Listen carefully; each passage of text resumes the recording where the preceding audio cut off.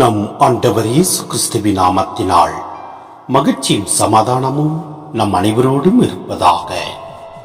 எசாயா 26:1-6 முடிய. அந்நாளில் யூதா நாட்டில் இந்த பாடல் பாடப்படும். நமக்கு ஒரு வலிமை மிகு நகர் உண்டு, நம்மை காக்க அவர் கொத்தளங்களை அமைத்துள்ளார்.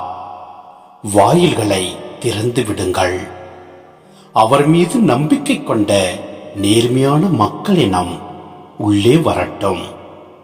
அவர்கள் மன உறுதி கொண்டவர்கள், மீது நம்பிக்கை உடையவர்கள். அவர்களை அமைதியால் நீர் உறுதிப்படுத்துகின்றீர். ஆண்டவர் மீது என்றென்றும் நம்பிக்கை கொள்ளுங்கள், ஏனெனில் ஆண்டவர், என் ஆண்டவர் என்றும் உள்ள கற்பாறை.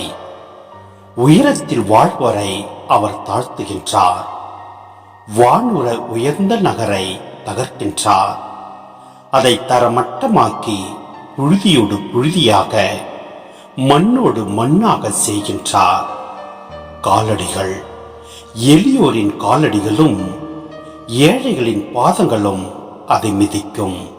சிந்தனை: திருவருகை காலத்தில் இருக்கும் நாம் அனைவரும் ஆண்டவர் மீது நம்பிக்கை கொண்டு மன உறுதி கொண்டவர்களாய் வாழ்வோம்.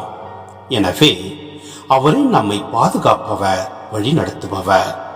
மேலும் உயரத்தில் வாழ்வரை அவர் தாழ்த்துகின்றார், வானுற உயர்ந்த நகரை தகர்க்கின்றார் என்று நாம் பார்க்கின்றோம். எனவே நாம் ஆணவம் கொண்டவர்களாய் இராமல் அன்னை மரியாளை போன்று தாழ்ச்சி உள்ளம் கொண்டவர்களாய் வாழ்வோம். அப்பொழுது எல்லாம் வல்ல இறைவன் நம்மை நிறைவாய் ஆசீர்வதிப்பார். ஆமேன்.